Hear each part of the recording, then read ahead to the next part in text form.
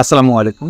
২০২৩-২৪ শিক্ষাবর্ষের প্রথম বর্ষ স্নাতক সম্মান প্রফেশনাল কোর্সের ভর্তি বিজ্ঞপ্তি প্রকাশ করা হয়েছে, অর্থাৎ অনার্স প্রফেশনাল।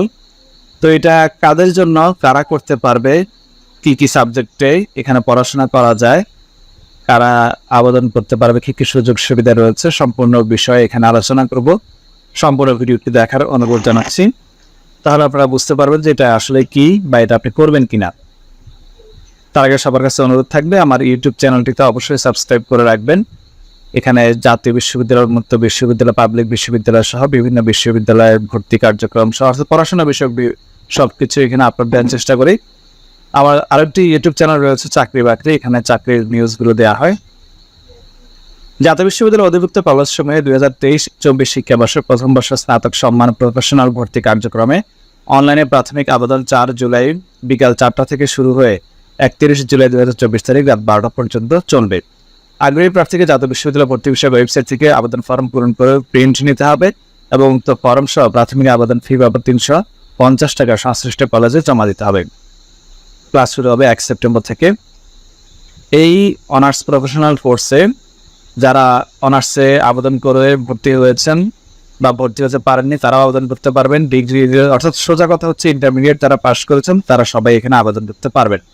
যোগ্যতা একটু খেয়াল করুন, যারা 2021-22-23 সালে ইন্টারমিডিয়েট পাস করেছেন 2.250 পেয়ে ফোর্থ বিষয় সহ, এবং 2019-20-21 সালে যারা এসএসসি পাস করেছেন 2.50 পেয়ে তারা আবেদন করতে পারবেন।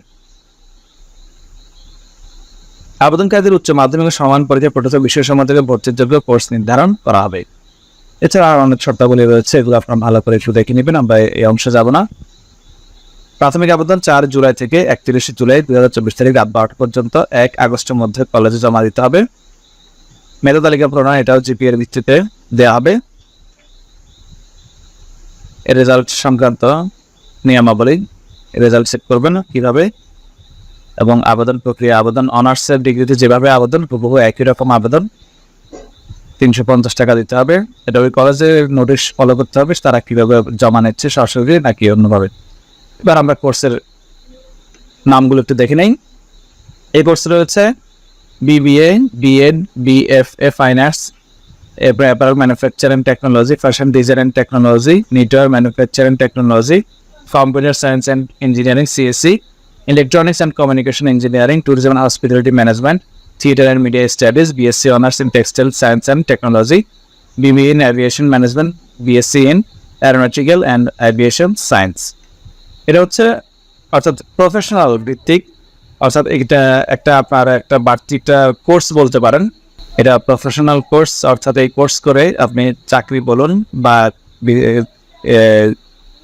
অন্য ব্যবসা বলুন, এগুলো আপনি করতে পারবেন এই কোর্সগুলো করার পরে।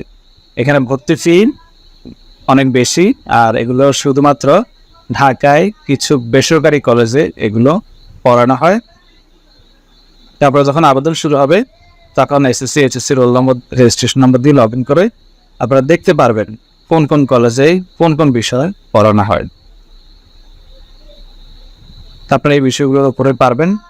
তো যখন আবেদন শুরু হবে 4 তারিখ, তখন আপনারা কলেজগুলো দেখতে পারবেন। এটা শুধুমাত্র বেশিরভাগই ঢাকায় রয়েছে বেসরকারি কলেজগুলো, যেমন তেজগাঁও কলেজ, হাবিবুল্লাহ বাহার কলেজ বা এই ধরনের যে কলেজগুলো রয়েছে সেই কলেজগুলোতে এগুলো পড়ানো হয়। এখানে ভর্তি খরচ অনেক বেশি, মাসিক বেতন অনেক বেশি। যারা ভর্তি হতে আগ্রহী তারা অবশ্যই সম্পূর্ণ বিষয়গুলো ভালো করে যাচাই বাছাই করে তারপরেই আবেদন করবেন। আপনাদের আরো কিছু জানা থাকলে আপনার ভিডিওতে কমেন্ট করে জানাতে পারেন, তাহলে অন্যরাও এই বিষয়গুলো জানতে পারবে। ধন্যবাদ সবাইকে।